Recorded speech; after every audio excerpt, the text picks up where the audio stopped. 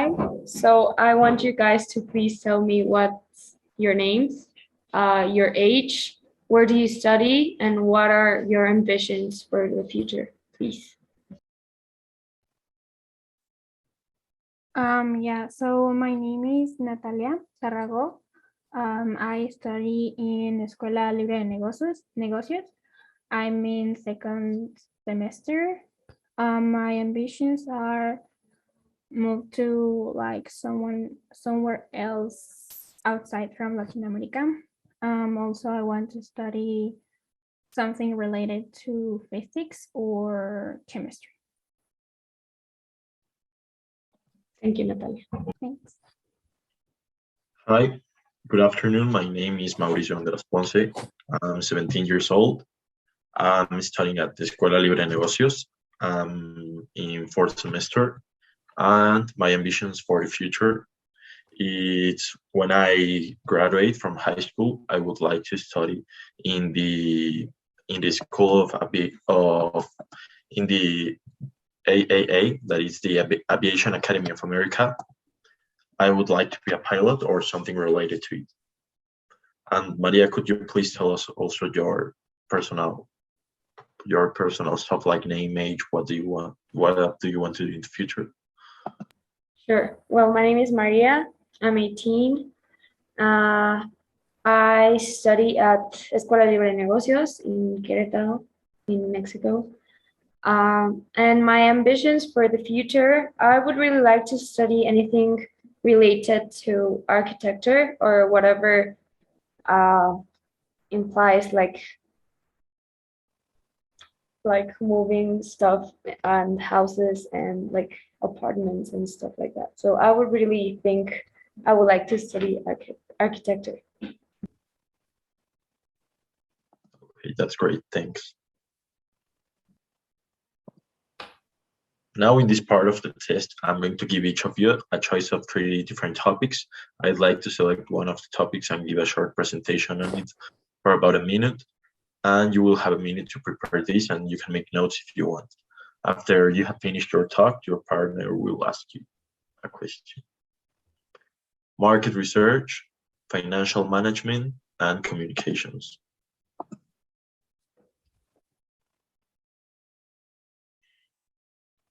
Well, I chose the market research, and something that we should always be aware of is that the market is always changing. You don't ever have the same market, even if you have always the same product as a business or a company. And I am going to give some examples of things that you should consider or like points so that your market research is better. First of all, you just have to know the trends. This means that you have to like research about what's going trending at the moment.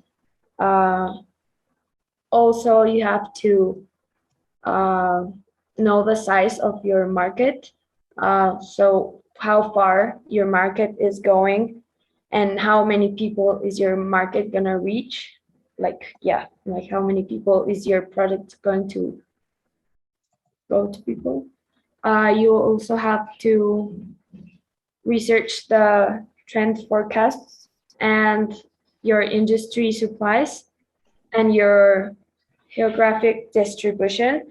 This means like if I live, for example, if in New York, how far is my product gonna go all around the state, or if it's gonna go like to another country, or how geographically your product is gonna be around the world, or how far is it gonna be selling.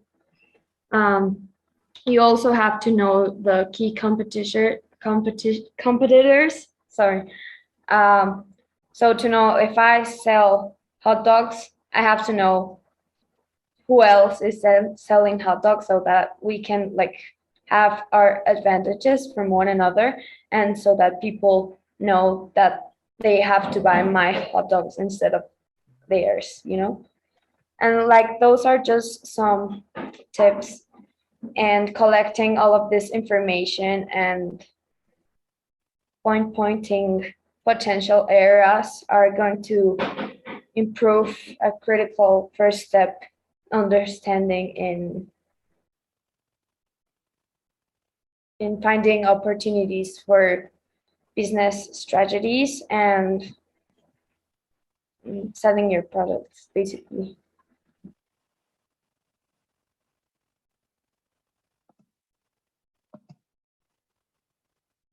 Okay. Now, Natalia, could you please explain us about your presentation? Yes. I chose the function of financial management, and I'm gonna give you like 10 major tips to keep like the company working better.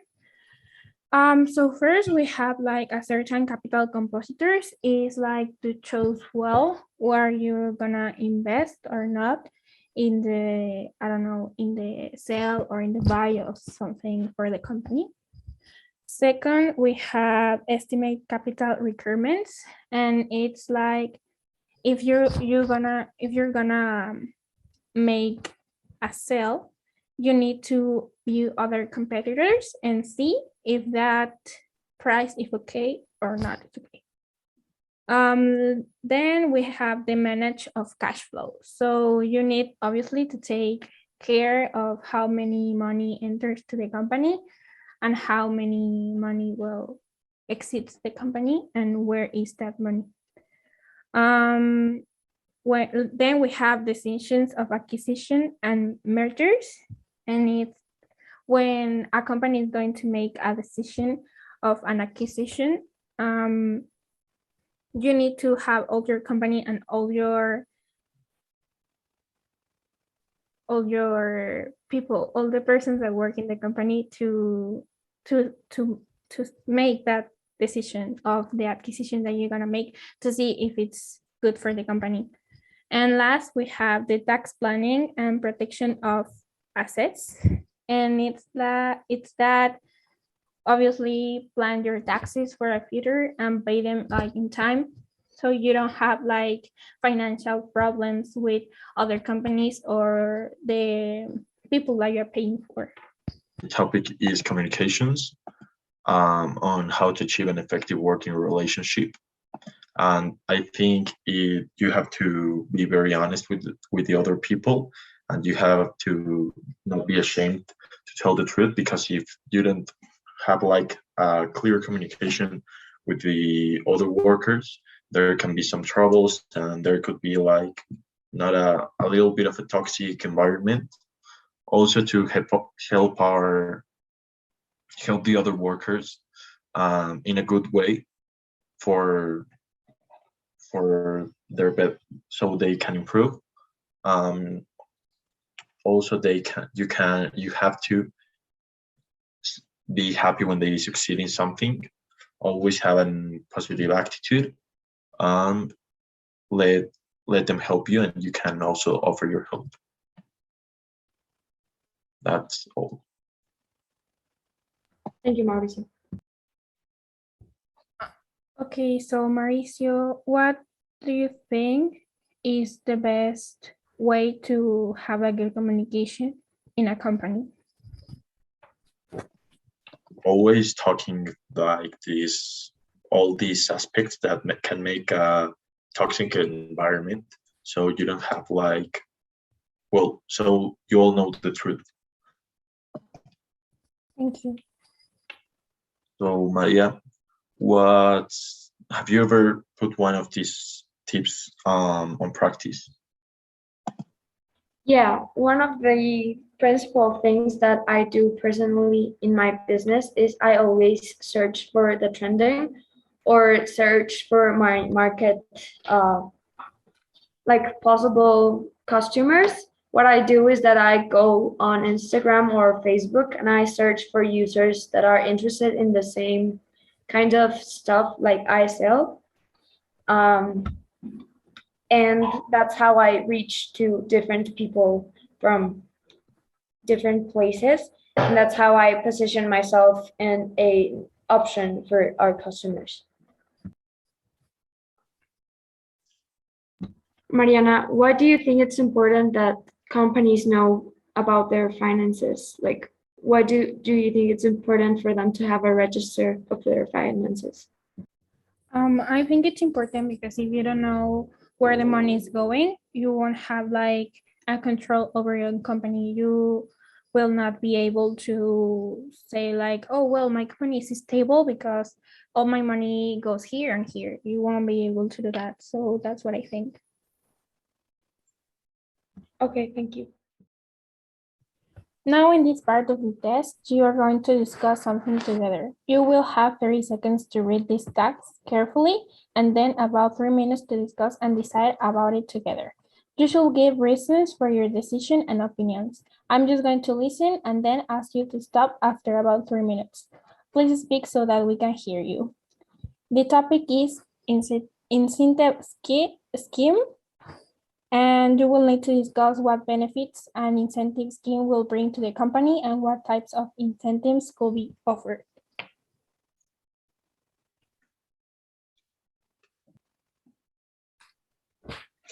Okay, I think they are fine. They are very important because it depends if it's an extra work. It's totally normal that they have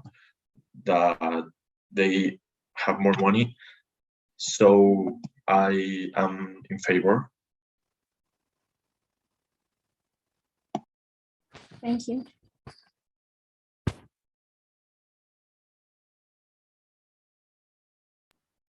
Well, I believe this is a great option for companies, especially not because it's just something that is good for all of their employees, but it's something that also encourage employees to improve their work areas. Like if they would give me like some kind of award or whatever uh, it is for my work, that will like encourage me to do a better work. So that will, I believe, improve or yes, make the company better for all of us. Okay, thanks. So I think incentives are good to employees or even students or something like that because it's good to reward the people that it's doing a work for someone because that's the way you tell them like, oh, you did this right, well, I'm gonna give you an award or something like that. So I think it's pretty good.